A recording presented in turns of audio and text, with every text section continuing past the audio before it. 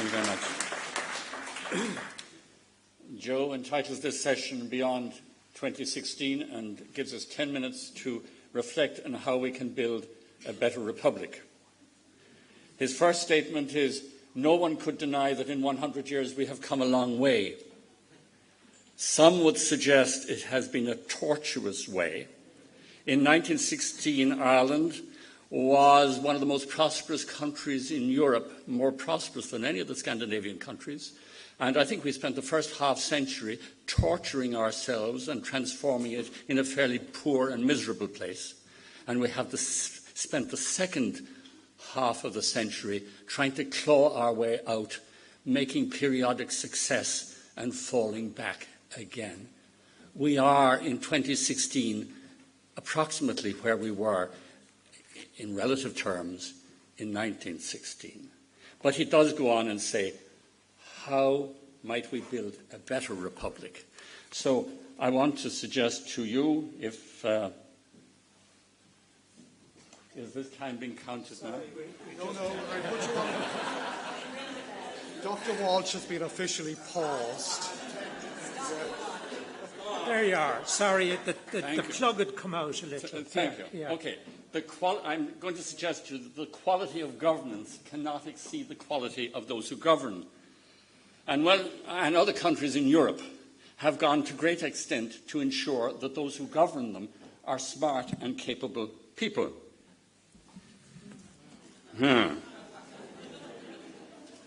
Now, the best way to answer the question, how do we create a better republic, and to look around and look for other small countries that have done a damn good job at that. And I happened in 1989 to be a guest of the Communist Party in a place called Tartu in Estonia, just 17 days after that happened. It was a depressed, hungry place. Even though I was visiting the rector of the University of Tartu to sign an agreement with him between the University of Limerick and the University of Tartu at the request of one Chuck Feeney, whom one couldn't refuse, one of the great philanthropists. This was what was happening outside the doors of the university, shops, and struggling out onto the streets were hungry people attempting to get what was vital for life. They had their revolution. 2 million people in 1989 held hands along 600 kilometers of road from Vilnius to Riga to Tallinn. That was their revolution. If I were a citizen of Estonia, I would be proud of that. I'm a little embarrassed about our own. In 1991, the Russians left. And it so happened we were sailing from Helsinki to Tallinn and along the Estonian coast. One of the greatest intense fortifications in the Eastern Baltic for the Soviet Union, abandoned submarine bases and military bases we visited. But we also were surprised to visit these empty fish factories with the machinery missing and boats abandoned. Not only had the Russians left in 1991, but they had taken the vital parts of the infrastructure so that they could no longer fish a hungry people. 1991, it's not that long ago. And in fact, we had our own experience. We were trying to make landfall in Tallinn at night, and the Russians had gone off with a bulb from the lighthouse. So that's the kind of country they were faced with 25 years ago.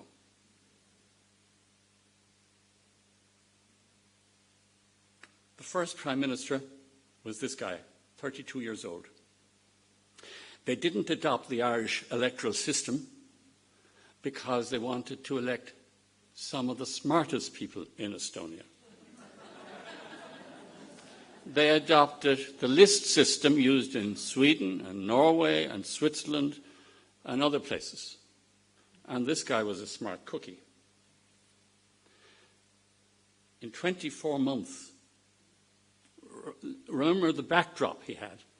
Privatise most of national industry, abolish tariffs, abolish subsidies, introduced a flat tax, 26% for everyone above a certain level, encourage people to go to work, balance the budget, peg the currency to the Deutschmark, and prepared for EU membership.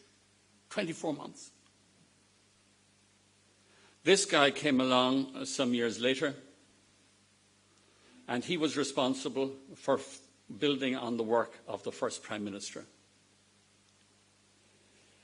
The GDP per capita was multiplied by 19, a factor of 19. Unemployment dropped below 7%. Balance of payments sorted.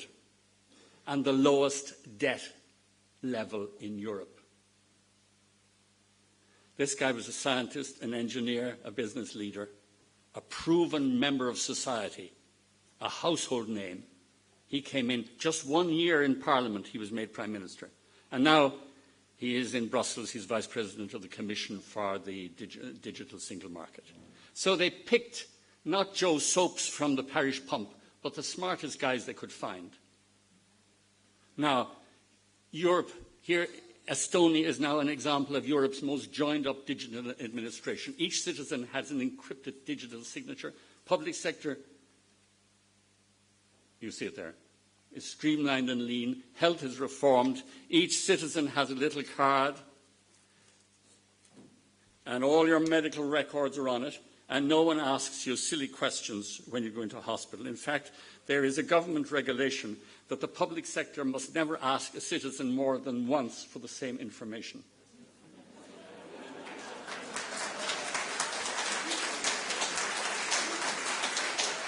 And each citizen's records can be viewed whenever you wish to see what's on the record and changed if you're not happy with it.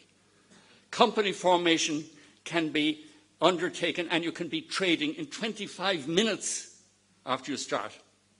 Digital property conveyancing takes hours, days, and you can actually vote from your smartphone. So, can you imagine what has been done in Estonia in this short time? And we're lumbering around talking to ourselves. Now, while these people were doing this kind of a job, here this man took over a country which was in reasonably good shape after Quinn as Minister for Finance and Reynolds. It was the fourth most competitive country in the world with the lowest debt after Luxembourg. And he transformed it, yes he did. And followed by this gentleman.